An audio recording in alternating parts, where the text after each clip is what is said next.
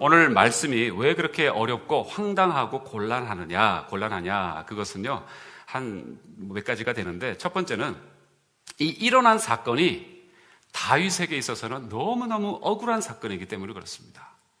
무슨 얘기냐면, 다윗 때에 연분연이라고 시작이 되죠? 그게 뭐냐면, year to year, 그죠? 계속해서 연이어서 한 해도 쉬지 않고 거르지 않고 3년을 내리 가뭄이 있었다는 것입니다. 가뭄이 있었다는 거예요. 3년 동안 가뭄이 있다. 요즘에도 힘든데 옛날 이 고대 당시에 아무리 저수 나름대로 물을 담고 한다고 하더라도 우리 어르신들은 잘 아실 겁니다. 물이 이렇게 3년 동안 비가 내리지 않으면 땅이 쩍쩍 갈라지고 3년 동안 비가 안 왔다. 이 당시에. 그러면 이거는 이제 죽이자는 얘기겠죠. 거의 죽음이라고 할 수가 있는 것입니다. 근데 그때 다윗의 때에 이 3년 동안 비가 오지 않아서 기근이 있었다라는 것이에요. 그러니까 그냥 아마 다른 열왕기하라든지 이런 성경에도 보면은 그런 구절이 나오는데, 잠깐 적군들이 애워싸도 성 안에 먹을 것이 떨어지면은 서로 어떻게 합니까? 오늘은 네 아들 삶아 먹자, 오늘은 내 아들 삶아 먹자, 이러면서 서로 사륙이, 인신 그 사륙이 일어나는 어떤 그런 아주 참 상상할 수 없는 일들이 일어나는데, 지금 그것도 3년 동안이나 기근이 있었다고 합니다. 그래서 다윗이 묻습니다. 아니, 무슨 문제입니까? 왜 3년 동안 비가 내리지 않습니까? 물어요. 그런데 하나님의 대답이 너무나도 엉뚱하시다라는 것이죠. 요즘 말로 기가 막히고 코가 막히고 숨이 막힐 정도의 대답이었다라는 것입니다. 그게 뭐냐면 여호수아가 실수했기 때문이다. 그 얘기예요. 여호수아가 실수했다고요? 이게 무슨 얘기냐? 이스라엘 백성들이 출애굽을 해서 이제 광야를 지나서 가나안 땅으로 들어갈 때에 그 가나안 땅에 있는 부족들을 하나님께서 몰아내라고 하셨습니다. 그래서 막 전쟁을 벌입니다. 근데 그 전쟁을 벌일 때에 이제 대부분의 사람들이 이제 죽었구나 하고 이제 싸우거나 포기하거나 죽거나 막 그랬을 텐데, 이 한 민족이 붙들고 있었어요. 한 민족은, 이 기브온이라는 족속은 사실은 그 옆 동네에 사는 족속들이고 아모리 족속의 일파입니다. 그런데 찾아와서 뭐라고 얘기하냐면은 멀리서 온 다른 타국에서 온 그런 이민자들입니다. 우리를 불쌍히 여겨달라고 하면서 여호수아를 속여요. 그 여호수아가 다른 때 같으면 기도해보고 이것들이 속이는구나 해서 당장 처리를 했을 텐데, 기도하지 않고 그냥 그 사람들 만나서 화치를 맺습니다. 그래서 그냥 이 사람들하고는 너희들은 우리가 살려줄 테니까, 다른 부족들은 다 쫓아내거나 우리가 제거하지만 너희들은 살려주겠다라고 기브온과 화치를 맺고 그 약속한 게 있어요. 일단 여호수아가 이거 실수했다라고 하나님이 말씀해 주시는 겁니다. 그 다음에 나중에 사울 아시죠? 다윗천의 사울. 그 사울이 이 자기 백성들을 사랑하는 그 마음이 너무 특심해가지고 온갖 주변에 있는 그런 백성들, 이 민족들을 다 싹쓸이 하려고 했던 그런 시점이 한 번 있었는데, 그 중에서 특별히 기브온 사람들을 진멸하려고, 아예 씨를 뽑아버리려고 했었던 적이 있었습니다. 그래서 수많은 사람들이 그때에 목숨을 연명을 다했죠. 기브온 사람들을 진멸하려고 했을 때요. 그게 사울의 실수이죠. 근데 다윗에게 하나님이 하시는 말씀이 뭐라고요? 왜 3년 동안 우리에게 이렇게 죽음을 주십니까? 왜 이렇게 힘듭니까? 했을 때 하나님의 답변은 여호수아의 실수로, 그 다음에 사울의 실수로 너희가 지금 고통을 받고 있다라고 얘기하는 겁니다. 여러분, 이거 이해가 되세요? 아니, 다윗이 잘못했으면 다윗 때에 다윗이 해결하도록 하시고, 여호수아가 잘못했으면 여호수아 때에 여호수아가 잘못을 해결하게 하시고, 사울이 잘못했으면 사울의 때에 사울이 잘못한 것을 해결하게 하셔야지, 왜 뜬금없는 지금 초기도 아니고 한참 뒤에 이제 열심히 뭔가를 해보려고 하는 거의 뒷부분에 가서 이렇게 뜬금없는 여호수아의 실수와 사울의 실수를 하나님께서 다시 끄집어 올리셔서 그것 때문에 너희들이 지금 3년 동안 고통하고 있다라고 얘기하시느냐 이 말이죠. 여러분, 이런 말씀을 들으면은 하나님 도대체 어떻게 역사를 지금 이끌어가고 계시는 겁니까? 이해가 되지 않죠. 뭐 하시는 겁니까? 왜 이러시는 겁니까? 내가 뭘 잘못했습니까? 우리 계속해서 지난 몇 주 동안 이 고통의 문제를 다루고 있는데 그런 생각이 당연히 오게 돼 있습니다. 그 다음에요, 이것도 참 억울하고 참 말도 안 되는 얘기라고 생각되지만 또 한 가지는 이 고통과 이 문제를 처리하는 방식이 굉장히 어처구니가 없습니다. 제 생각으로는요. 기브온 사람들이 결국에는 다윗이 가서 우리가 어떻게 해야 되겠느냐 하나님이 가르쳐 주셨으니까 이제 기브온 사람들과 만납니다. 근데 이제 기브온 사람들이 하는 얘기가 옛날에 당신 우리를 아주 싹쓸이 하려고 했던, 진멸하려고 했던 그 왕이 있었다. 그 한 사람이 있었다. 그래서 우리가 지금 이렇게 어려움을 당했고 또 당신들도 지금 어려움을 당하는 것 같다. 그리고 하나님이 그렇게 또 말씀해 주셨으니까요. 그래서 기브온 사람들과 얘기를 하는데 다윗이 뭐든지 다 들어주겠다. 당신들을 다시 풀어주겠다. 그러면 뭐 원한을 좀 풀어주겠다. 뭐든지 얘기해달라 얘기했습니다. 그때에 기브온 사람들이 뭘 요구했는지 아십니까? 사울 집안의 7명을 우리한테 달라. 죽여버리겠다. 그렇게 얘기를 한 거예요. 아까 읽으셨잖아요. 그러면 7명 누구를 줘야 돼요?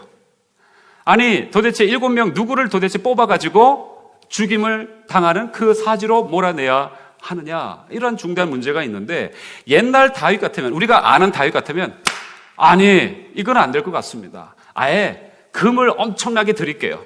은으로 보상할게요.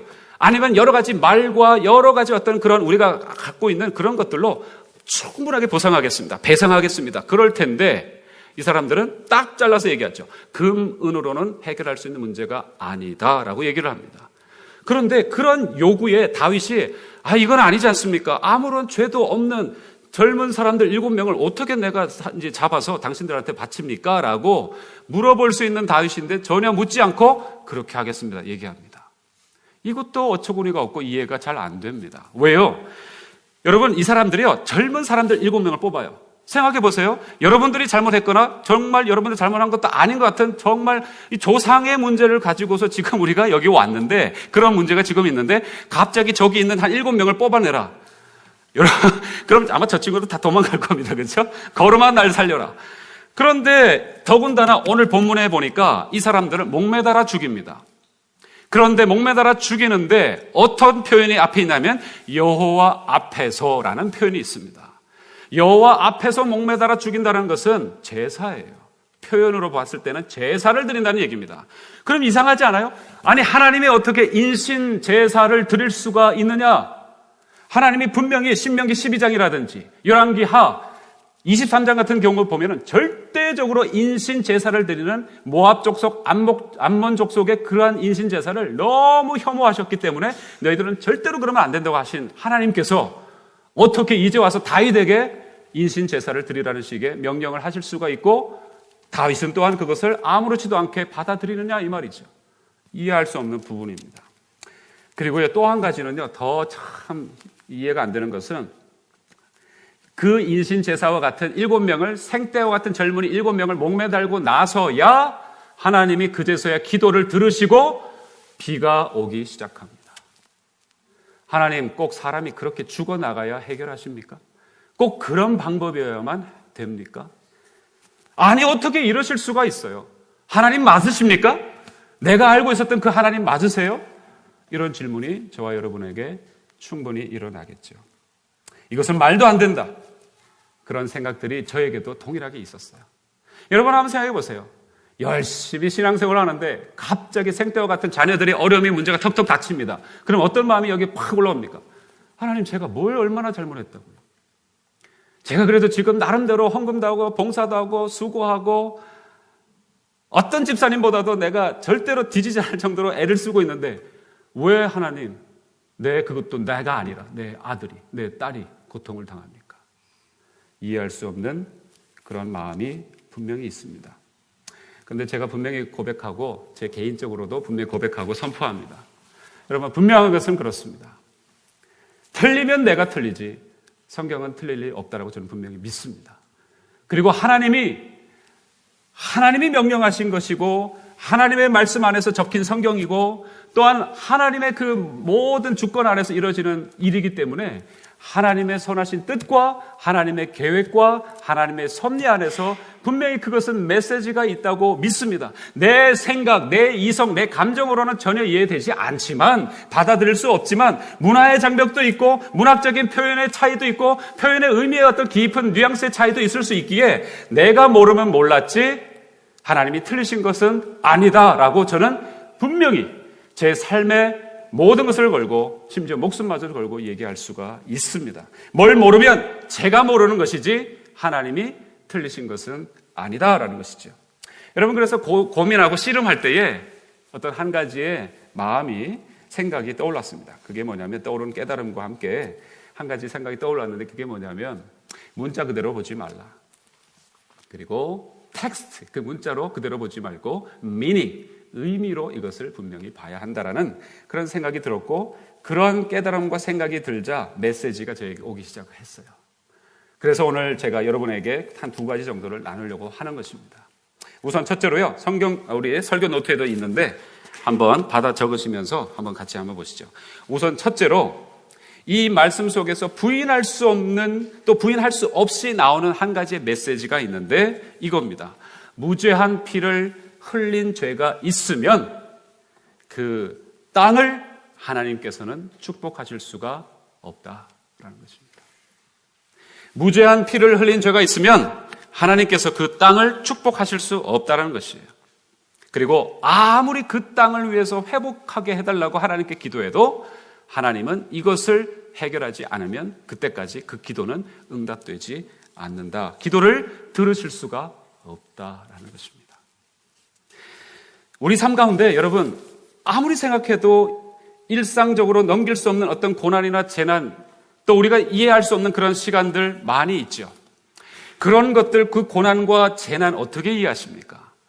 분명한 것은, 그 고난과 재난이 다가오는 것은요, 분명히 흘린 피와 저질러진 죄가 있다라는 것을 절대 우리가 무관하거나 연관짓지 않으면 안 되는 부분이 있는 것입니다. 분명해요. 고통과 재난은 범죄함이 없이는 우리 삶 가운데 들어올 수 없기 때문에 그렇습니다. 우리 삶 가운데 고통과 재난이 왔다면 그것은 죄를 범했기 때문이다라는 것입니다. 그런데 문제는요, 이렇게 생각하실 겁니다. 그럼 내가 뭘 그렇게 잘못했는가 이렇게 생각하실 수 있는데, 여러분 계속해서 들어보십시오. 문제는 이렇게 범죄함으로 고통이 오는데 그것이 즉각 범죄한 사람에게 오는 것은 아닐 수 있다라는 것에 문제가 있습니다. 가만히 보면 영적인 일은 더 그런 것 같아요. 여러분, 정말 우리 한국이 조국 강산이 많이 잘 살게 됐지 않습니까? 지금 물론 여러 가지 문제가 많고 기도해야 될 부분이 있지만 잘 살게 된 것은 정말 그 쓰레기 더미와 같은, 그 폐허와 같은 그곳에서 정말 자식들을 부둥켜 안고 하늘밖에 구할 데가 없어서 하나님 앞에 울부짖었던 우리 조상들, 우리 믿음의 선진들의 기도가 있었기 때문에 우리 한국이 그나마 그만큼 지금 유지하고 하나님의 은혜를 그나마 누리고 있다고 저는 분명히 확신합니다. 여러분, 세상에 이런 유래를 갖고 있는 나라는 없지 않습니까?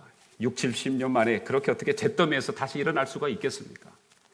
마찬가지로 기도하는 것이 그 시대에 바로 영향력을 가지고 어떤 의미를 만들어낼 수도 있고 어떤 기적을 만들어낼 수도 있지만, 그 기도하는 당사자는 절대 경험하지 못하고 그냥 그렇게 기도하다가 돌아가시고 나서 그 이후 세대에 하나님의 놀라운 그 기도의 응답을 받는 경우도 수없이 많이 있습니다. 5만 번의 기도의 응답을 받았다고 하는 조지 뮬러 같은 경우도 기도 응답 받지 못한 부분이 있어요. 이분이 도대체 하나님, 지금까지 5만 번 이상 이렇게 나에게 기도 응답을 주셨는데 왜 이 친구 구원받게 하려고 하는 기도는 그렇게 응답하시지 않습니까? 하면서 이분이 돌아가셨는데, 나중에 그 친구분들의 기록에 의하면 기도한 모든 분들은 한 분도 빠짐없이 다 하나님의 자녀로 구원받았다는 메시지를 나중에 이후 세대가 경험하게 된 것입니다.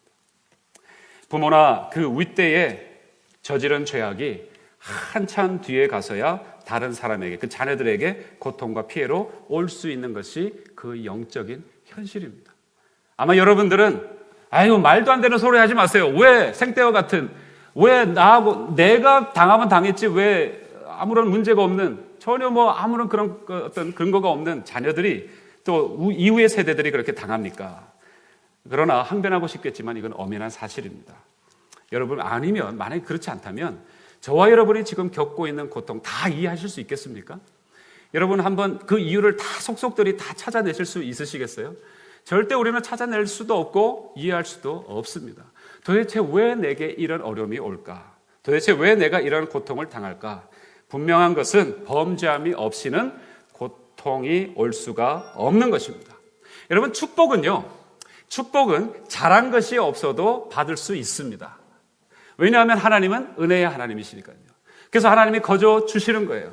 그러나 고통은 절대 그럴 수 없습니다. 은혜의 하나님, 금요일에도 말씀을 나눴지만 선하신 하나님, 선하시고 아름다우시고 은혜로우신 하나님, 사랑의 하나님께서 아무런 이유도 없이 고통을 우리에게 전해 주실 수는 없는 것이에요. 축복은 이유 없어도 야따 하면서 우리에게 주실 수 있습니다. 그러나 고통은 반드시 그 이유가 있는 것인데 그것은 범죄함, 죄 때문이라는 것이죠. 어떤 분들은 또 이런 얘기까지 합니다. 하나님의 영광을 위해서라는 그런 표현을 씁니다. 말씀은 맞는데 교회를 오래 다니셔도 너무 오래 다니신 것 같습니다. 이렇게 얘기하시는 분들은. 어디서 들은 거는 많으셔가지고 하나님의 영광을 위해서 고통을 받는다 이런 얘기를 합니다. 그러나 가만히 생각해 보십시오. 솔직하게 한번 여러분에게 여쭤보겠습니다. 저 포함해서요. 여러분 하나님의 영광을 위해서 고통을 받으라 그러면 여기 받을 분이 몇 분이나 계실까? 네, 쉽지 않습니다. 여러분 하나님의 영광을 위해서 있을 수 있는 이야기입니다.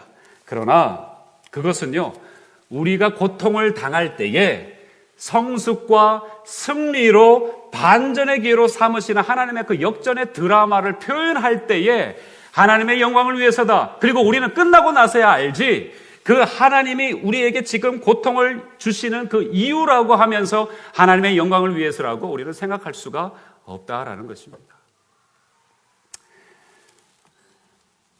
분명히 말하지만 죄 없이는 고통이 우리 삶에 들어올 수 없다라는 것입니다. 자, 두 번째. 그래서요. 그럼 고통이 그렇게 우리의 죄와 관계가 있다면 또 나하고는 직접적인 관계는 없지만 우리는 죄인입니다. 그러나 어떤 문제를 당했을 때 꼭 나의 문제라기보다는 모든 그런 죄의 들어옴 때문에 그 허락 때문에 그런 죄의 역사 때문에 그런 부분이 고통이 있다는 것이죠. 그렇다면 여러분 두 번째 우리가 들어야 될 메시지는 무엇일까요? 여러분 설교 노트에 있는데 한번 보시기 바랍니다. 따라해 보시죠. 억울해하지 말라. 예. 이 말을 듣자 오히려 더 억울하시죠? 네, 억울해하지 말라. 왜요? 신앙인은 이런 상황에서 억울해하는 사람들이 아니기 때문에 그렇습니다. 오히려 신앙인은 그 죄와 고통을 처리하는 사람들이기 때문에 그렇습니다. 다윗은요, 이 얘기를 듣고 말도 안 되는 소리 하지 말라. 아니, 왜 그 사람들이 범죄한 걸 가지고 지금 7명의 목숨을 내어달라고 하느냐? 말도 안 되는 소리 하지 말라고 한마디라도 불평했습니까? 성경에 보니까 전혀 없습니다. 이 얘기 때문에 어떤 주석가는 하도 다윗이 담담하니까 아마 이번 기회를 사용해가지고 다윗이 사울의 족속을 아예 진멸, 씨앗조차, 씨뿌리까지 완전히 다 뽑아버리려고 하는 그런 계략이 있었던 것이다 라고 얘기하지만 그건 몰라도 한참 모르는 소리죠. 여러분 조금 전에도 말씀드렸지만 3년 동안 가뭄이 있으면 다 죽는 것입니다. 그러면 그냥 사울의 족속 조금 진멸하자고 다윗이 온 이스라엘 땅덩어리가 다 죽는 그런 상황에 가는 것을 허락하겠습니까? 또 그것을 그냥 바라볼까요? 그걸 생각하겠습니까? 절대 그런 일은 없죠. 그렇다면 왜 담담이 있었을까요? 다윗은 분명히 한 가지를 알고 있었던 것 같습니다. 신앙의 길이라는 것은 이런 것이다라는 것을 알고 있었던 것 같아요. 여러분, 신앙의 길이라는 것이 무엇입니까? 여러분 교회만 나오면 갑자기 나는 그냥 바깥에서 찔찔 짤고 왔는데 막 분노해서 왔는데 딱 들어오자마자 갑자기 그냥 하나님이 뭔가 확 채워주셔가지고 영험한 생각, 기분 좋은 생각, 정말 내가 이 근육을 힘주지 않아도 갑자기 입꼬리가 올라가고 모든 얼굴의 근육들이 움직이면서 기쁨과 그런 소망이 방긋방긋 나타날까요? 그럴 수도 있겠지만 그러나 그렇지 못한 현실이 더 많습니다. 여러분 아름답고 고상한 것만 추구하고 비전을 이루고 꿈을 이루는 것만 신앙생활이라고 여러분 생각하지 마십시오. 이렇게 그뿐만 아니라 이렇게 내가 저지른 범죄의 결과는 아니라 할지라도 내 앞에 있었던 어떤 사람에 의해서 저질러졌던 범죄의 결과로 인해서 내 삶 가운데 덮쳐온 고통을 해결하고 죄를 해결하는 것도 포함된다는 것이 신앙생활이다라는 것입니다. 여러분 저와 여러분이 하늘에서 뚝 떨어진 존재가 아니죠. 저도 어느 지역에서 살던 아버지와 또 어느 지역에서 곱상하게 사시던 어머니와 함께 만나셔서 제가 그분들의 모든 그 전에 또한 과거의 모든 이력들을 다 가진 채 그 DNA와 그 지인과 그 모든 것들과 그 습관과 모든 것들을 받아서 저라는 사람이 태어나서 그 모든 것들 끈아푼들을 아직도 제가 들고 있는 것입니다. 제가 하늘에서 뚝 떨어진 존재가 아니라는 것이죠. 그렇다면 여러분, 저와 여러분이 지금 어렵고 당하고 경험하고 이 모든 것들은 분명히 그런 곳에서 우리가 생각해 볼 수 있는, 온다고 할 수 있는 그런 것들이에요. 여러분, 위에서 누군가가 흙탕물을 갖다가 지금 지저분하게 만들어서 내려보낸다면 그 밑에 사람들은 흙탕물을 마실 수밖에 없는 것입니다. 그러나 여기에 복음이 하나 있습니다. 제가 가계의 저주를 얘기하는 것이 아닙니다. 사람들이 가지고 있는 그러한 습관적인 죄를 얘기하는 것입니다. 여러분, 여기에 분명한 한 가지의 복음이 있는데, 신앙인은 죄와 싸우는 사람들인 줄로 믿습니다. 성경에서 얘기하시는 이 신앙인이라는 것은 바로 전사와 같은 사람들이에요. 그냥 내가 이렇게 그냥 지어졌는가 봐, 내 팔자가 이런가 봐, 내 아버지가 그랬으니까 이러면서 그렇게 살아가는 사람들은 신앙인이 아닙니다. 여러분, 제가 건너서 아는 분인데 어떤 분이 이런 분이 있었어요. 머리도 똑똑하십니다. 얼굴도 잘생기셨습니다. 그런데 완전히 그냥 산발을 하고 수염도 막 무슨 강원도 산골에서 금방 나오신 분과 같이 수염도 확 이렇게 하시고, 요즘은 강원도 산골에 그런 분들도 없으시죠, 그렇죠? 그런데 그런 모습을 하고는 조차게 씻지도 않습니다. 근데 이분이 말끝마다 이 망할 놈의 세상이라고 얘기합니다. 그리고는 부모를 굉장히 저주해요. 그리고 학교까지 왔는데도 왜 학교에 왔는지 이분이 그 비싼 등록금 내고 도대체 지금 뭐 하자는 건지 이해가 안 되는 그런 행습과 행태를 보이는 분이 한 분 계셨어요. 근데 매일마다 동아리에서 무슨 파티에서 또는 바깥에 데모하다가 맨날 막걸리 소주를 들이키는 것이 아주 일상생활 다반사고요. 그래서 하도 보다 못했던 옆에 있던 한 분이 그런 얘기를 했다면, 도대체 왜 그러느냐. 너 정도의 머리와 너 정도의 실력이면, 너 정도의 준수함과 너 정도의 지금 가지고 있는 것 같으면 얼마든지 지금 많은 것을 이룰 수 있는데 너 왜 그러냐. 이렇게 물었는데 어느 날 이 사람이 완전히 곤드레 만드레가 돼서 본심을 한번 실토하는 시간이 있었는데요. 왜 그랬느냐. 자기 할아버지가 6.25 동란 이전 일제강점 시기 때에 아주 친일파로서 유명한 사람이었답니다. 그래서 그때는 그 가정은 그냥 그렇게 살 수 있었던 것 같은데, 그 시간이 지나고 나니까 어떻게 됩니까? 너 친일파, 매국노라는 그 꼬리가 항상 태그가 딸려 붙으니 이 사람 아버지가 그렇게 술주정뱅이로 살다가 급사하셨대요. 그 아들도 그 한이 서려서 매번마다, 아니 아버지가 매국노였으면 나는 아예 못해. 아니 그것도 할아버지가 매국노였다니. 그런데 나하고 무슨 상관이 있는데 왜 나에게 이 친일파라는 꼬리가 지금도 붙어서, 이분이 나이가 지금 한 50대 중반 좀 넘어가시거든요. 그러니까 매번마다 그 당시에 대학가에서는 뭡니까? 이놈의 대한민국이 잘 안 되는 거는 친일파의 잔재를 뿌리 뽑지 못해서 그래. 지금도 종종 얘기하지 않습니까? 그 얘기만 들리면 막 여기서 분노가 올라오는 거예요. 내가 왜 이 가문에서 태어나서 이런 쓸데없는 고생과 고난과 아픔을 겪어야 되라고 생각하는 것이. 근데요, 나중에 들려오는 소식을 보니까 이분이 갑자기 머리도 확 깎아버리고, 물론 완전히 이렇게 깎았다는 얘기 아닙니다. 아주 단정하게 깎고 수염도 깎고 세상 어떻게 사람이 전혀 다른 모습으로 바뀌었다는 것이에요. 그래서 이제 알고 보니까 이분이 우여곡절 끝에 예수님을 믿고 그렇게 바뀌었답니다. 여러분, 하나님의 메시지는 사람의 인생을 바꾸게 하는 줄로 믿습니다. 여러분, 근데요, 이 사람이 그렇게 억울해하는 거예요. 근데 제가 무슨 얘기를 드리는 거냐? 신앙에는 그래서는 안 된다는 것이죠. 그 사람이 확 단정하게 바꾸고 사람이 완전히 180도로 달라진 것처럼, 그렇게 신앙인은 문제를 오히려 해결하면서 나아가는 사람이다라는 것입니다. 여러분, 가난한 부모를 원망하는 분들 가끔씩 있습니다. 저도 한때 그랬습니다. 왜 우리 부모님이 상위 1%는 고사하고 10%는 고사하고 100% 아니 20% 고사하고 정말 중산 계층만 되면 참 좋겠다. 왜 이렇게 우리 부모님들은 돈이 없을까? 가난하게 살까? 그런 생각을 한 적이 있습니다. 가난한 부모를 원망하는 젊은이들이 얼마나 많은지요. 또는 윤리적으로 타락한 부모 아래서 어렵게 사는 그런 2세들, 저는 자손들의 세대를 봅니다. 그러나 원망하죠. 원망합니다. 또 원하지 않게 덮쳐온 재난을 원망하는 사람들도 있습니다. 그런데 분명한 것은 그렇게 살아서는 안 된다는 것이, 다만 처리해야 한다는 것이 오늘 하나님이 이 본문 속에서 주시는 메시지인 것입니다. 여러분, 신앙생활이라고 하지 않습니까? 그렇죠? 신앙생활이라는 말 속에 뒤에 뭐가 붙어 있습니까? 신앙 다음에 생활이라는 말이 붙어 있습니다. 그것은요, 우리가 여행도 가시고 소풍도 가시고 그래서 고급 식당에서 외식도 하시고 쇼핑도 하시고 좋은 사람들과 얘기도 하시고 정말 아름다운 그런 복된 시간들이 아마 있을 겁니다. 재미있는 오락도 하고 편하게 쉬고 하는 것도 생활 속에 포함됩니다만 더 많은 시간은 생활 속에 뭐가 포함됩니까?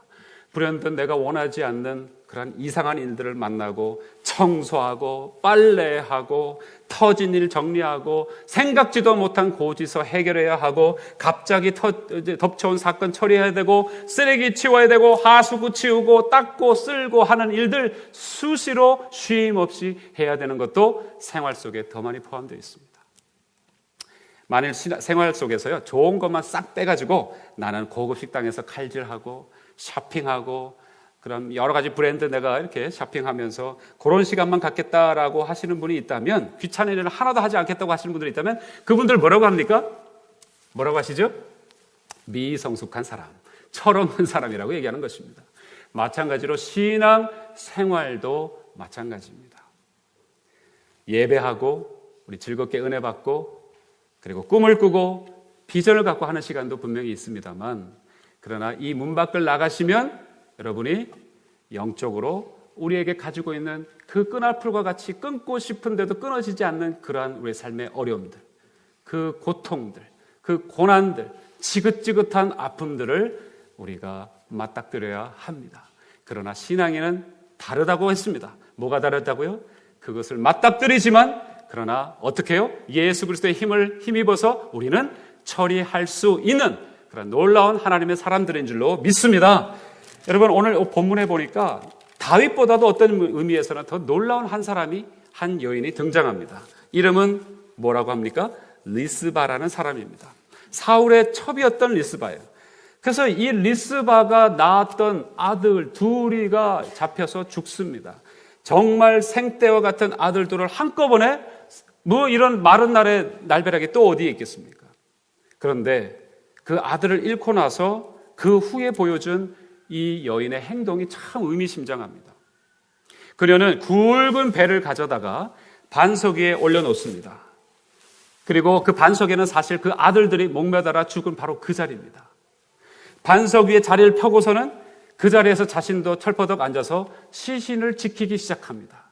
낮에는 독수리들이 혹시나 와서 쪼아서 그 시신들을 먹지는 않을까, 그래서 새들을 쫓아냅니다.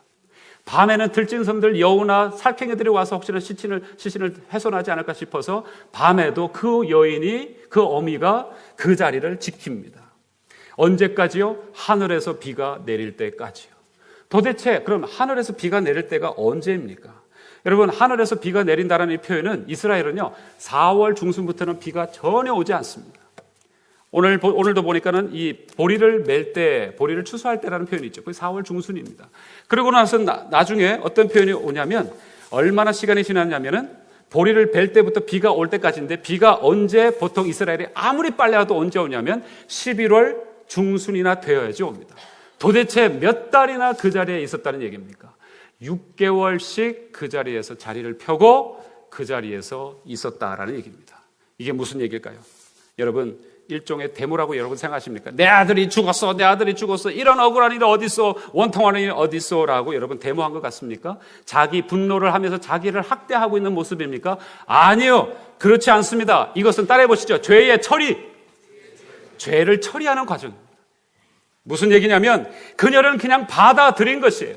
말도 안 되는 사건이지만, 도대체 내게 왜 이런 일이 일어나는지 이해할 수 없는 사건이지만, 자기 아들, 생떼와 같은 두 아들이 죽은 것은 그 앞에 저질러진 그 죄에 대한 대가였다. 다만 내가 이 죽음을 그냥 그렇게 헛되이 보낼 수는 없다라는 것이죠. 그래서 그 죽음을 분노와 억울함 가운데 삶을 파괴하는 자리에 자신도 두지 않고, 내 아들이 죽었어, 내 아들이 죽었어 하면서 나 굶어 죽겠어 하면서 그렇게 버티지 않고, 이 사람이 그렇게 만약에 생각했으면 죽고 죽이는 그런 살해의 반복이 되겠죠. 요즘 요르단에 그 파일럿 하나 죽였다고 요르단이 들고 일어나지 않습니까? 그럼 뭡니까? 또 죽이겠다는 얘기예요. 그럼 죽이면 또 어떻게 됩니까? 또 다른 민족이 또 죽임을 당하겠고, 그 죽임이 또 복수와 원한으로 악순환을 계속하는 것입니다. 그러나 이 사람은 이렇게 얘기하는 것이에요. 하나님, 내 아들이 죽었으니 내가 이런 고통을 받았으니 이제는 이 고통의 역사를 끝내시고 이 땅에 비를 내려 주십시오. 이게 이 여인이 그 자리에서 6개월 동안 머물면서 시체를 훼손시키지 않고 하늘을 바라보면서 울부짖었던 그 내용인 것입니다. 여러분, 우리는 이기적이셔서는 안 됩니다. 아침부터 계속해서 제가 몇 주 동안 설명을 드렸지만 죄를 청산하기를, 클린업하기를 이 여인이 원했던 것처럼 한 분이, 누가 그러셨냐면 우리 예수님이 그러셨습니다. 우리 주님께서 십자가에 돌아가시면서 세상의 모든 죄를 클린업하셨어요. 3년 동안 비가 오지 않는 이 엄청난 기근을 해결하고자 이 여인도 우리 주님처럼 그 자리에서 십자가를 진 것입니다. 정말 힘든 것이죠. 우리는 감당할 수 없습니다. 그런데 이 얘기가 다윗의 귀에 들립니다. 다윗이 너무 감동했습니다.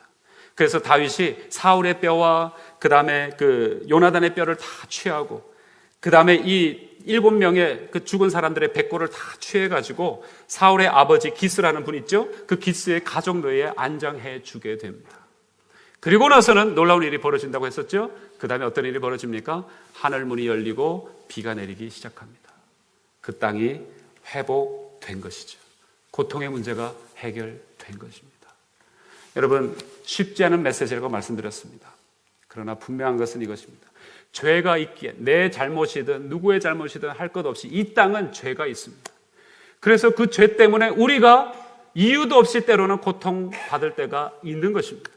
그러면 그때 왜 내게 이런 고통이 있냐고 하나님께 항거할 것이 아니라, 누군가에게 그 고통을 전가해서 복수하려고 하는 것이 아니라, 앙심을 품으려고 하는 것이 아니라, 하나님, 내가 이 고통을 당하겠습니다. 아침에 말씀드렸듯이 35년, 70년에 두 때나 되는 그 시간을 이스라엘 백성들이 감당하면서 자신의 죄뿐만 아니라 주변에 있는 모든 사람들의 죄를 그들이 품고 대속을 감당했듯이, 예수 그리스도께서 아무런 죄가 없으시지만 당신이 죄가를 우리를 위해서, 아무 상관없는 것 같이 보이는 우리를 위해서 대신 죽으시고 그 죄를 청산해 주셨듯이, 우리가 때로는 고통을 당하면 이유를 불문하고 하나님의 뜻이 있음을 믿고, 그리고 하나님이 분명히 이 고통 가운데서도 하나님, 내가 오히려 고통을 당하면서 오히려 이 땅의 고통의 역사, 그 고통의 대물림을 끊어 주시옵소서라는 그런 놀라운 죄를 물리치고 클린업 하시는, 그리고 사랑하는 우리 성도님들, 권속들 다 되실 수 있기를 주의 이름으로. 평화, 하나님의 평강이 당신의 삶에 넘쳐나기를. 평화, 하나님의 평강이 당신의 삶에 가득하기를 축복합니다. 평화, 하나님의 평강이, 평화, 하나님의 평강이 당신의 삶에 넘쳐나기를. 평화, 하나님의 평강이 당신의 삶에 가득하기를 축복합니다. 기쁨, 하나님의 기쁨이, 기쁨, 하나님의 기쁨이 당신의 삶에 넘쳐나기를. 기쁨, 하나님의 기쁨이 당신의 삶에 가득하기를. 또 다른 분에게 소망, 하나님의 소망이, 소망, 하나님의 소망이 당신의 삶에, 당신의 삶에 넘쳐나기를. 소망, 하나님의 소망이 당신의 삶에 가득하기를. 마지막으로 다시 한번 영광이